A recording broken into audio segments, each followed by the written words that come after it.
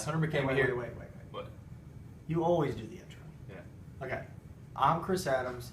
This is Hunter McCamey, and this is part 5. What are we going to talk about? Yeah, that's why I do the intros. Hey guys, we're back. This is part 5. We're talking about guide selection. Part 4 we touched on your handle. We talked about your butt grip, your rear grip, your real seat, foregrip, hook keeper, everything. To cover the handle. Part 5, we're going to dig into a little bit more about guides, guide placement, what type of guides do you use, and also sizes. Yeah, absolutely. We have kind of, throughout our rod building knowledge and actually fishing them and applying what we've learned about guides, we kind of come up with our own guide placements and trains. Back like way yonder time, they used to use these really big double-footed casting guides, and they thought that, hey, we'll just use really big guides and the line will just fly through these guides and it'll be great. There'll be no friction. It's not really how it works. That didn't work at all. No, absolutely not. So what they have now come to find out is that the smaller the guide, it will actually funnel and get the line headed out of the rod blank faster and more efficiently. So rather than the line bouncing all over the guide, it gets it going out in the right direction. So on my casting setup here, this is MB844, what I do and what Hunter does a lot, we've got an American Tackle Duralite and or Nanolite double foot guide here. What this does is it's just a little bit of strength down here near the butt. It's like a 6 or a 7, and we go from that one guide right to size 5s. And the size 5s is a running guide, single-footed running guide, and we run it all the way out to the end.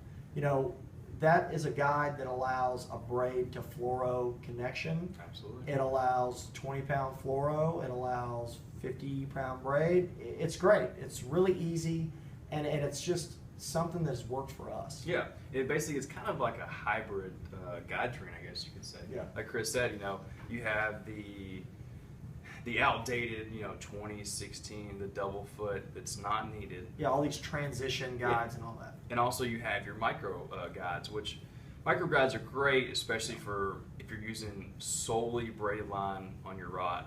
They work great. Or solely fluorocarbon in smaller diameters. Exactly. Our guide train kind of works for both. If you have a rod that you use braid, and maybe sometimes you'll throw a reel with fluorocarbon on it, it works great for both. So what we've got is we're just going to kind of walk through and explain why we're using which guides, and I think Hunter's going to go through a spinning rod. That's going to be something that's going to be a very, very unique setup. Yeah, absolutely. So for the spinning rod, I got to talk about one of my favorite guides, the microwave guide. I've been using this guide, and this is a spinning rod, obviously. It comes in spinning, but also casting. I've been using these guides for over 3, maybe 4 years now. Yeah. I've only had them for about a year because I didn't want to buy in to the deal if it was the high. gimmick, but it's not. Yeah, exactly. It's the real deal. It really is. And in simple terms, on a spinning reel we use, for instance, the line comes off in coils, right? Basically, it hits its first ring and it encapsulates the coils. After the second ring, it's completely straight. Gets rid of all the friction. You get more distance, more accuracy, and a smoother cast, which, we fish a lot of tournaments. The smooth cast is very, very important. A efficient cast is important. We're not tired after the end of the day of trying to, force that rod to make the perfect cast. It's simple with the microwaves. Yeah, and this blank is a drop shot blank. And, if we were putting like a 1 ounce weight on here, it wouldn't matter. You could just probably throw it to the moon. But, we're putting a 1/8 ounce shaky head on here. Right. Sometimes there's a little bit of a breeze. It really gives you the extra distance without having to strain it to get it out there. Absolutely. Another good thing too is, we'll talk about in a minute, guide layout for a casting rod. But real quick, especially on a spinning rod, the microwaves, both spinning and casting, come with guide spacing with the set. And I say set, you don't get just the microwave guide, you get the complete set. And you also get the guide spacing for each rod that you do. It takes a lot of the guesswork out. Exactly. How simple is that? Yeah. So if you want to, let's go back to a casting rod. Yeah. What we're going to do is when we set up the guide placement. We're going to do something called a static deflection.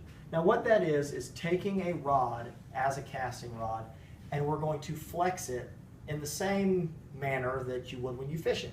Now, what we do not want is we do not want this line to touch the blank or even, God forbid, pass below the blank plane.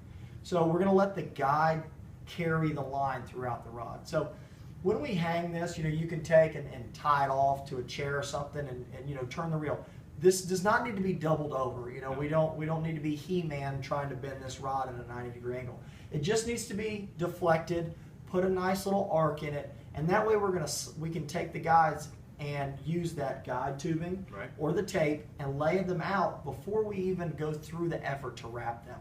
So we've got them placed, and if this guide needs to be brought in a little closer, or if we could spread it out a little bit, I'm somebody that I would rather have one too many guides than one not enough. Yeah, but you always want to keep that line, when you do the stack deflection, keep the line off the blank. If that requires an extra guide, throw it in there. Just make sure your guides are evenly spaced as they go up the blank, especially in the tip section. Towards the butt, you're going to have them a little bit farther apart. But as you get up toward the tip section, you can evenly space them. And like Chris said, deflect your blank as long as the line does not go, it does not touch the blank or go below it. As long as you have evenly spaced guides, you're good to go. And that works for literally every rod blank and every guide setup. Absolutely. It works for size 3 micros to size 10s to offshore rods. You want to flex the blank and just make sure that the line doesn't touch the blank or go below it, and that guide train is right. Absolutely. That gives you a brief intro to guide selection, guide layout. Of course, there's a ton of options. You can use black guides, you can use chrome. We also have titanium guides available, which for you guys that fish a lot of saltwater, titanium is the premier frame material to use. It won't rust down the road. It's the end-all, be-all if you want to go there. Right now, we're using American Tackle guides. They've got 316 stainless steel in it, Nanolite and Duralite guides, guide rings. So that's great with braid and fluoro, and it's just, they've been right. I mean, they really have. And they're affordable too. But that's about it for guide selection. If you guys have any questions, comments, concern, feel free to message us. We're here to help. But check back for part 6. Stay tuned. We'll give you guys maybe a little sneak peek here soon. But stay tuned. We'll be back shortly. Thanks, guys. Appreciate it.